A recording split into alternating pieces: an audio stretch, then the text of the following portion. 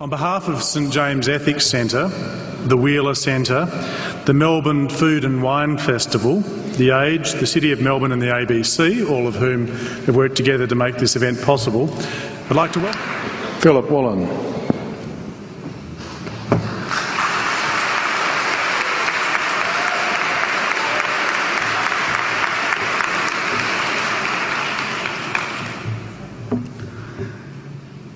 King Lear, late at night on the cliffs, asks the blind Earl of Gloucester, "How do you see the world?" And the blind man Gloucester replies, "I see it feelingly. And shouldn't we all? Animals must be off the menu because tonight they are screaming in terror in the slaughterhouses, in crates and in cages, vile, ignoble gulags of despair."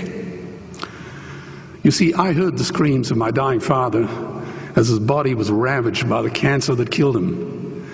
And I realized I'd heard those screams before. In the slaughterhouse, their eyes stabbed out and their tendons slashed, on the cattle ships to the Middle East, and the dying mother wail as a harpoon explodes in her brain as she calls out to her calf. Their cries were the cries of my father. And I discovered that when we suffer as equals. And in their capacity to suffer, a dog is a pig, is a bear, is a boy. Meat today is the new asbestos, more murderous than tobacco. CO2, methane and nitrous oxide from the livestock industry are killing our oceans with acidic, hypoxic dead zones. 90% of small fish are ground up into pellets to feed to livestock. Vegetarian cows today are the world's largest ocean predators.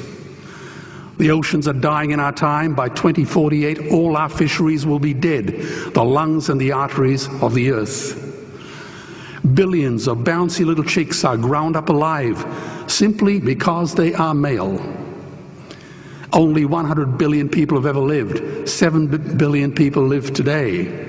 And yet we torture and kill 2 billion sentient living beings every week.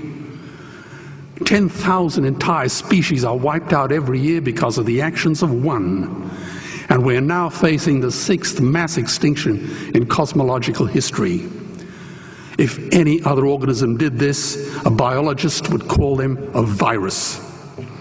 It is a crime against humanity of unimaginable proportions. But happily, the world is changing. 10 years ago, Twitter was a bird sound. www was a stuck keyboard. Cloud was in the sky. 4G was a parking space. Google was a baby's burp. Skype was a typo. And Al-Qaeda was my plumber. Victor Hugo said, "There is nothing more powerful than an idea whose time has come." Well, animal rights today is now the greatest social justice issue since the abolition of slavery. Do you know there are over 600 million vegetarians in this world? And that is bigger than the United States, England, France, Germany, Spain, Italy, Canada, Australia, New Zealand, all put together. If we were one nation, we would be bigger than the 27 nations of the European Union. Can you believe that? And despite this massive demographic footprint, we are still drowned out by the raucous hunt and shoot and killing cartels who believe that violence is the answer when it should not even be a question. Meat kills animals, kills us, and is killing our economies. Medicare has already bankrupted the United States. They will need $8 trillion invested in treasury bills just to pay the interest, and they have precisely zero. They could shut down every school, Army, Navy, Air Force, Homeland Security, Marines, CIA, and FBI, and they still will not have the money to pay their doctor bills. And our Cornell and Harvard say that the optimum amount of meat in a healthy human diet is precisely zero. Water, as you know, is the new oil. Nations will soon be going to war for it. Underground aquifers that took millions of years to fill are now running dry. It takes 50,000 liters of precious drinking water to make 1 kilo of beef. Today, 1 billion people are hungry. 20 million people will die from malnutrition. Cutting meat by only 10% will feed 100 million people, and eliminating meat will end starvation forever. If everyone ate a Western diet, we would need 2 planet Earths to feed us. We've only got one, and she is dying. Greenhouse gas emissions from livestock is 50% greater than transport, as Peter said. Cars, trains, buses, ships, lorries, the whole lot. And as I travel around the world, I see poor countries who sell their grain to the West while their own children starve in their arms. And the West feeds it to livestock so we can eat a steak? Am I the only one who sees this as a crime?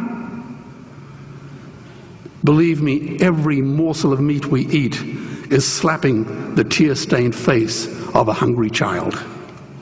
When I look into her eyes, do I remain silent? The earth can produce enough food for everyone's need, but not enough for everyone's greed.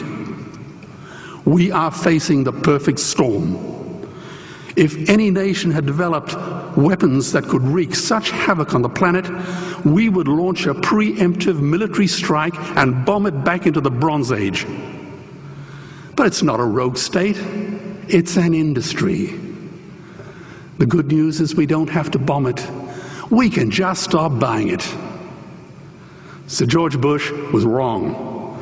The axis of evil does not run through Iraq, Iran, or North Korea. It runs through our dining tables. Weapons of mass destruction are our knives and forks. Our proposition is the Swiss Army knife of the future. It solves our environmental, water, human health problems and ends cruelty forever. The Stone Age didn't end because we ran out of stones. This cruel, disgusting industry will end because we run out of excuses. Meat is like the 1 and 2 cent coins. It costs more to make than it's worth.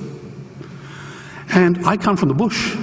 Farmers are the ones with the most to gain. Farming won't end, it would boom. Only the product line will change. Farmers would make so much money they won't even bother counting it, and I'd be the first to applaud them. Governments would love us. New industries would emerge and flourish. Health insurance premiums would plummet. Hospital waiting lists would disappear. Hell, we'd be so healthy, we'd have to shoot someone just to start a cemetery. So tonight I have 2 challenges for the opposition. 2 challenges. Meat causes a wide range of cancers and heart disease. Would they name one disease caused by a vegetarian diet? And 2, I'm funding the Earthlings trilogy. If the opposition is so sure of their ground, I challenge them to send a copy of the Earthlings DVD to all their colleagues and all their customers. Go on, I dare you.